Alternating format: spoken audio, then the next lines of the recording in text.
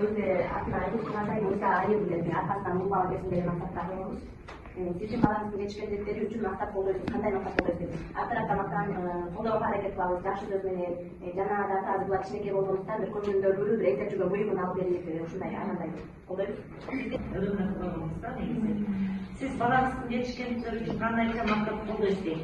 Дайыма эле айла мактап өбүстап эркелетип негизи ушинтишибиз керек. Сизди бала кезинде алган максатыңыз канчалык деңгээлде ишке аштырды дейт.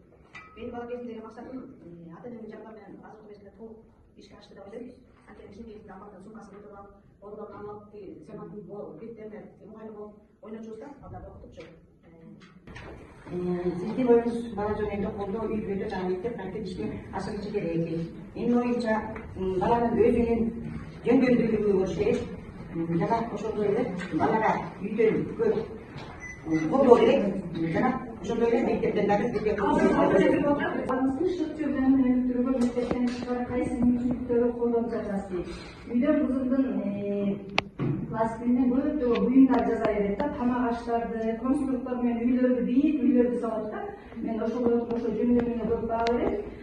Акындар, жазуучулар, жашынакай чыгармаларды жазган жомуктор бар.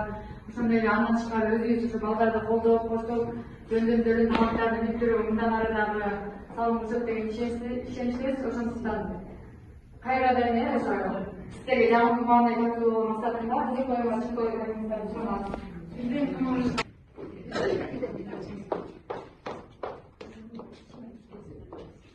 Бул оюндун ушинтип койсом, мындай деген таңбаларда макалдарды кураштырып жазышыбыз керек. Баардык бала жөнүндө макал жазганбыз. Ошол макалдарды түтүктөр менен кураштырып баштасак. Макалдар жазылган.